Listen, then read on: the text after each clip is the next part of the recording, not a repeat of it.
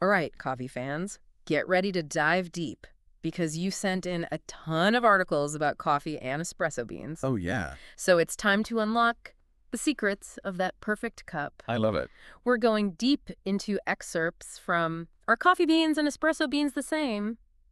From the website Coffee at Corner. Okay. Get ready for some myth busting and a whole lot of coffee knowledge. You know, it's funny how many people think coffee beans and espresso beans are the same thing. Yeah. It's a common misconception, but we're going to clear that up right now. Yeah, I'll admit I used to be one of those people, Right. but this article really lays it all out. Yeah. Espresso beans and coffee beans not the same. No. Why? What's the difference? Well, it all starts with the plants they come from. Okay. Espresso beans are specifically cultivated from the Arabica plant, Interesting. chosen for their ability to withstand that high-pressure brewing process that makes espresso so unique. So these Arabica beans, they're like the thoroughbreds of the coffee world, bred for a specific purpose. Exactly. And they have some pretty unique characteristics. Okay. They're smaller and softer than regular coffee beans, Huh.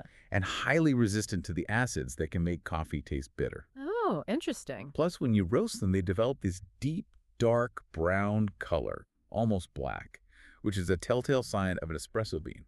I've noticed that espresso beans always have like an oily sheen to them. That's right. It's like they're coated in something. The article describes them as having a condensed, dense, hard shell with aromatic oils coating the outer layer. Oh, wow. That's actually a key factor in creating the intense flavor and crema that espresso is known for. Okay, so we've got our high-pressure, intensely flavorful espresso beans. Yes, What about the beans we use for regular coffee? those often come from the Robusta plant. Okay. Now, Robusta beans are less expensive to produce, Uh-huh. but they're better suited for lower pressure brewing methods, like your typical drip coffee maker. So if I tried to use regular coffee beans in my espresso machine, it wouldn't really work. You could try, but you'd need a mountain of those Robusta beans Really? to even come close to the intensity of espresso made with Arabica beans. Wow. It all comes down to the density of the bean Okay. and how much flavor you can extract from it. Okay. And here's a fun fact. Did you know that coffee beans aren't technically beans at all? Wait, what? Yeah, it's true. I've been lied to my whole life. They're actually the fruit inside a berry-like case called a druplet, What? also known as a chain. We've all been calling them beans for who knows how long, but they're technically a fruit.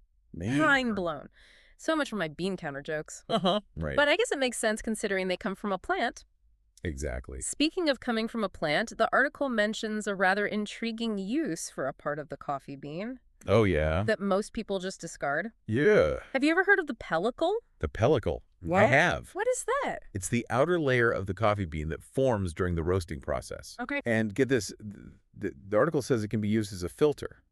Really? So you're telling me this thin layer of the bean can actually filter impurities from my coffee? It can. How does that even work? It's all about the structure of the pellicle. Okay. It's porous, Okay. allowing liquid to pass through while trapping certain particles. Interesting. It's not a common practice, but some small batch coffee roasters are starting to experiment with using the pellicle as a natural filter, Wow. claiming it adds a unique smoothness to the final brew. That's incredible. Yeah. It just goes to show there's so much more to coffee than meets the eye, or in this case, the taste buds. Exactly. And that brings us to another layer of complexity, Ah. the world of coffee blends. Oh. You see, most of what we call espresso in coffee shops isn't just pure Arabica beans. Okay. It's often a blend of Arabica, and you guessed it, Robusta beans. So they're combining those two types of beans. Yeah. What's the point of that? Blending is a real art form in the coffee world. By combining different beans in specific ratios, roasters can create a wide range of flavor profiles. Oh, I see. The most common blend for espresso is 70% Arabica and 30% Robusta. Why that specific ratio? Well, the 70% Arabica provides the rich aroma and flavor that we associate with good espresso, Okay. while the 30% Robusta adds a boost of caffeine and that characteristic crema, that lovely layer of foam on top.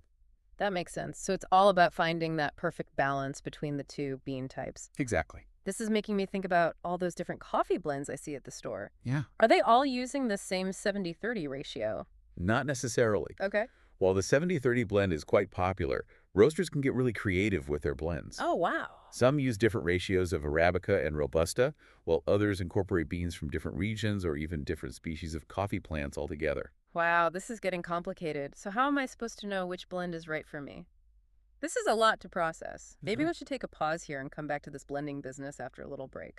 Actually, before we delve into the nuances of choosing the right blend, there's something else the article mentions that I think you'll find quite interesting. Okay. It's about those single origin coffees that have become so popular lately. Oh, yeah, I've heard of those. Mm-hmm. They're supposed to be like the fancy high-end coffees, right? Well, they're definitely prized for their unique flavor profiles. Okay. You see, single origin coffees are made using beans from a single farm or region, much like how wines are associated with specific vineyards. So instead of blending beans from different places, they're focusing on the unique characteristics of a single origin.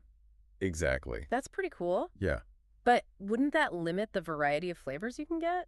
That's where things get really interesting. Okay. The article actually suggests that single origin coffees can offer a wider range of flavors than blends, but in a different way. Wait, how is that possible? Right. I thought blends were all about combining different flavors. Think of it this way. A blend is like a carefully crafted cocktail, with each ingredient contributing to a specific flavor profile. Okay.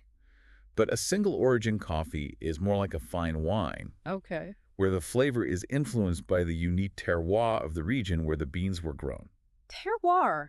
That sounds fancy.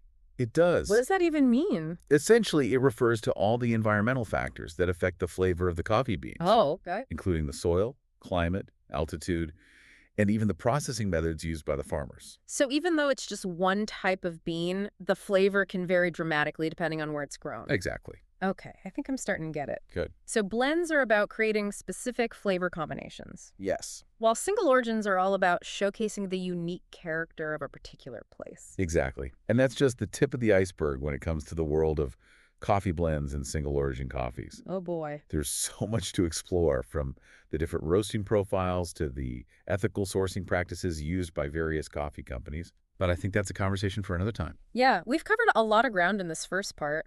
We have. Who knew there was so much to learn about something as simple as a coffee bean? I know, right? I'm already rethinking my entire coffee routine. I love it. And we're just getting started. We are. In the next part of our deep dive, we'll explore how these different beans and blends affect the actual brewing process. Sounds good.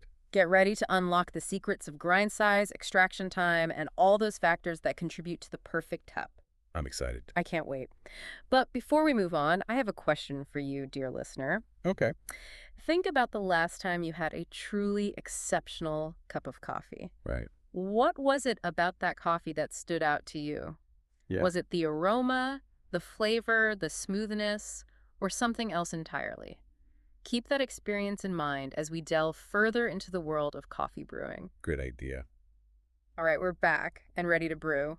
Let's do it. Last time we debunked the myth that all coffee beans are the same, explored the unique characteristics of Arabica and Robusta beans, Yep. and even uncovered the secret filtering power of the coffee bean's outer layer, Oh, yeah. the pellicle. The pellicle. Phew. I need a coffee break just thinking about it. Well, before you reach for that mug, let's talk about how those different beans and blends actually affect the brewing process. Okay. Because knowing your beans is just the first step. Right. It's like having all the ingredients for a gourmet meal, but not knowing how to cook them properly. Exactly. What good are those fancy beans if we end up with the bitter, disappointing brew? Exactly. That's why understanding the interplay between bean type, Okay. grind size, water temperature, and brewing time is crucial. Oh, boy. It's all about extracting the best flavors from those beans without overdoing it.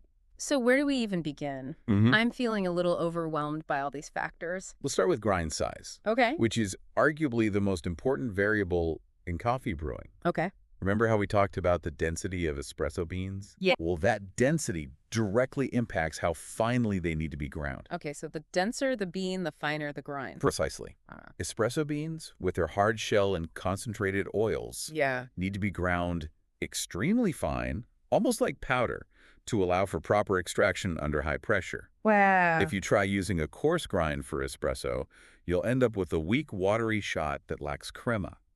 I've definitely had those before, and they are not good. Right. So what about those Robusta beans we talked about? Yes. The ones that are better suited for slower brewing methods. That's right. Like a French press. Robusta beans, with their lower acidity and bolder flavor, can handle a coarser grind. Okay. They're perfect for methods like French press or cold brew where the beans are steeped in water for a longer period of time. So it's a bit like matching the right tool to the right job. Exactly. Fine grind for espresso, coarse grind for slower methods. Exactly. And speaking of tools, did you know that the article actually mentions some specific brands that specialize in those 70-30 Arabica Robusta blends we talked about earlier? Really? Which brands? It highlights Seattle's Best Coffee Okay. and Starbucks Coffee Arabica blend as good examples. I've seen those at the store. Yeah, I'll have to give them a try. I think you should. You know, this whole deep dive is making me realize how much I've been taking for granted when it comes to coffee. It's a whole world. It's like a whole new world has opened up to me. And that's just the beauty of knowledge, isn't it? Right. It expands our horizons and allows us to appreciate things on a deeper level. Okay, but let's not forget that the ultimate goal here is to brew a delicious cup of coffee. Absolutely. So beyond grind size, what other factors do we need to consider? Water temperature is crucial. Okay. You want to use water that's hot enough to extract the flavors from the beans, but not so hot that it burns them and creates a bitter taste. The ideal temperature range is between 195 to 205 degrees Fahrenheit. I've definitely made the mistake of using boiling water before. Yeah, not a good idea. Not ideal, no. And then there's brewing time, which goes hand in hand with grind size and water temperature. Okay. Espresso, with its fine grind and high pressure, extracts quickly, usually within 25-30 seconds. Wow. But for methods like French press or cold brew, Right. you're looking at several minutes or even hours of steeping. Yeah, it's almost like each brewing method has its own personality and rhythm. That's a great analogy. Fast and furious for espresso, slow and steady for cold brew. That's a great way to put it. Right. And speaking of personality, remember how we talked about single origin coffees and their unique terroir? Yes. Well, that terroir also plays a role in how those coffees are best brewed. Oh, interesting. So a coffee from Ethiopia might require a different brewing method than a coffee from Sumatra? Exactly. Some coffees are more delicate and benefit from gentler brewing methods like pour-over, while others are more robust and can handle the intensity of a French press. That makes sense. It's all about experimenting and finding what works best for each individual coffee. This is all making me realize how much control we actually have over our coffee experience. You do. It's not just about grabbing a pre-ground bag from the supermarket anymore. Exactly. By understanding the nuances of beans, blends, and brewing techniques, Right. you become the master of your own coffee destiny. Wow. You can create a cup that's perfectly tailored to your individual taste preferences. Okay. But let's not get ahead of ourselves. Okay. Before you start experimenting with every brewing method under the sun, Right. there's one crucial element we need to address: the water itself. The water. Yes, I thought we already talked about water temperature. we did. Is there something else I should know about the water I'm using? There is. I'm using filtered water, so I think I'm good, right? Using filtered water is definitely a good start. But the type of filter you use can actually make a difference in the final taste of your coffee. Oh, really? Some filters, like those found in many pitcher-style water filters, can remove too many minerals from the water, resulting in a flat-tasting brew.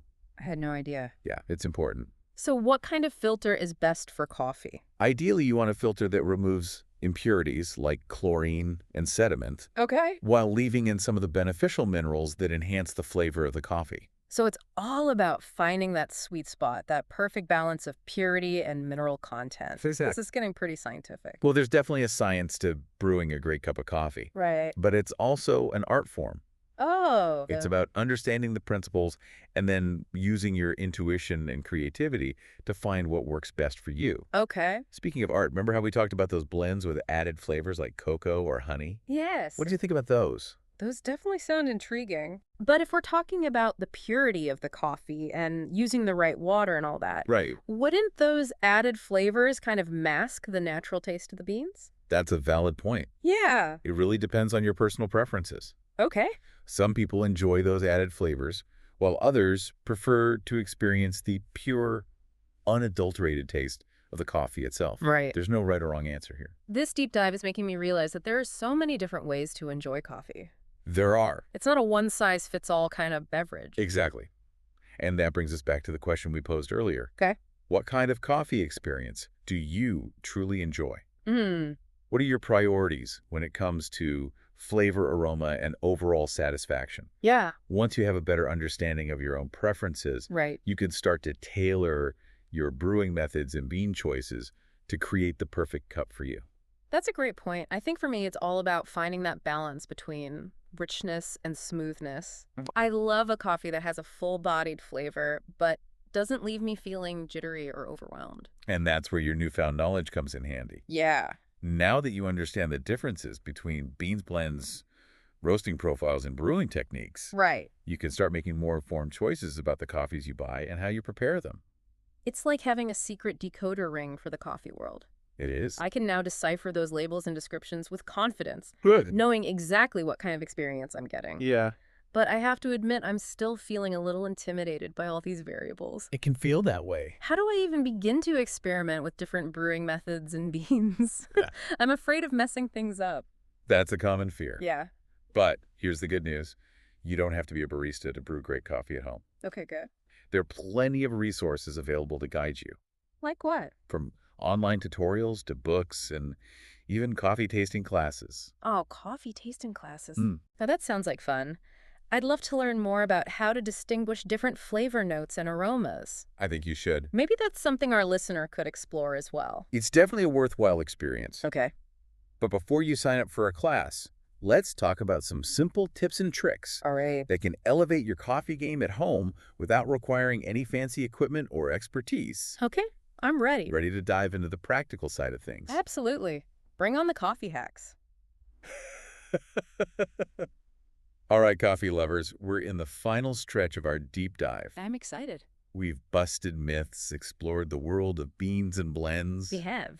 and even learned about the science of brewing. That's right. Now let's get practical. I'm ready for those coffee hacks you mentioned. Okay, so even small tweaks can make a big difference in your cup. Okay. One of the easiest things you can do is preheat your mug. Really? It might seem trivial, Okay. but pouring hot coffee into a cold mug will instantly lower the temperature impacting flavor. That makes sense. I usually just grab whatever mug is closest, Right. but now I'm thinking I should be more strategic about it. I think so. What about the water itself? We talked about using filtered water, Mm-hmm. but are there any other tricks when it comes to the H2O? Definitely, if you're using a pour-over method like a Chemex or a Hario V60, Okay. try using a gooseneck kettle. Okay. It allows for more control over the water flow, Uh-huh. ensuring an even extraction of the coffee grounds. I've seen those gooseneck kettles at specialty coffee shops. Yeah. They look so precise. They are. I'm guessing it's not just about aesthetics. Not at all. It's all about precision and control. Okay. And speaking of control, remember how we talked about grind size being crucial? Yeah. Well, if you're serious about taking your coffee to the next level, Okay. investing in a burr grinder is a game changer. Okay, I've heard of burr grinders, but Yeah. honestly, I thought they were just for hardcore coffee snobs. Right? What makes them so special? Unlike blade grinders, which chomp the beans unevenly, Huh. burr grinders crush the beans between two rotating burrs, Okay. creating a much more consistent grind size. Okay. This consistency leads to a more even extraction and a smoother, more flavorful cup. So it's about eliminating those bitter notes Exactly. that can come from unevenly ground coffee. Precisely. I see. And here's another pro tip. Okay. Don't grind your beans until right before you brew. Oh, really? Once those beans are ground, they start to oxidize and lose flavor rapidly. Interesting. Grinding fresh each time ensures you're getting the most out of your beans. Wow, these are some great tips. I'm feeling more confident already. I'm glad to hear that. But what about those of us who don't have fancy equipment like gooseneck kettles or burr grinders? Yeah. Are we doomed to mediocre coffee? Absolutely not. Even with basic equipment, you can still brew a delicious cup. Okay. The key is to pay attention to the details Okay. and experiment until you find what works best for you. For example, if you're using a French press, Yeah. make sure to stir the coffee gently after adding the hot water to ensure an even extraction. Okay. And don't press down on the plunger until the full brewing time has elapsed. It's amazing how much nuance there is to coffee brewing. I know, right? It's truly a craft. It is. And remember, there's no right or wrong way to brew coffee. Okay. It's all about personal preference Yeah. and finding what brings you joy. That's a good point. If you like your coffee strong and bold, go for it. Okay. If you prefer a lighter, more delicate cup, that's perfectly fine too. This deep dive has been such an eye-opener. I'm glad. I feel like I've gone from coffee novice to coffee enthusiast in just a few short episodes. Wonderful. And I have to say, I'm feeling pretty inspired to up my coffee game. I love that. I might even try experimenting with some of those single origin coffees we talked about. You should. Any recommendations for a newbie like me? If you're looking for something bright and fruity, try an Ethiopian Yirgacheffe. It's known for its floral aromas and delicate acidity. Interesting. If you prefer something more earthy and chocolatey, a Sumatran man healing is a great choice. Okay. And if you want to try something truly unique, look for a coffee from Yemen. They Okay. have a long history of coffee cultivation and produce some of the most complex and flavorful beans in the world. Wow, so many options. I'm already planning my next coffee shopping trip. I like it. But before we wrap up, I want to make sure our listener has all the tools they need to continue their coffee journey. Absolutely. Any final words of wisdom? Don't be afraid to experiment. Okay. Try different beans, explore new brewing methods, and most importantly, have fun. Yes. Coffee is a beverage to be enjoyed and savored. Well said. So, dear listener, go forth and brew. Discover your own coffee preferences, experiment with different techniques, and share your newfound knowledge with the world. I agree. And who knows, maybe one day you'll be hosting your own coffee deep dive. Maybe. Until then, happy brewing.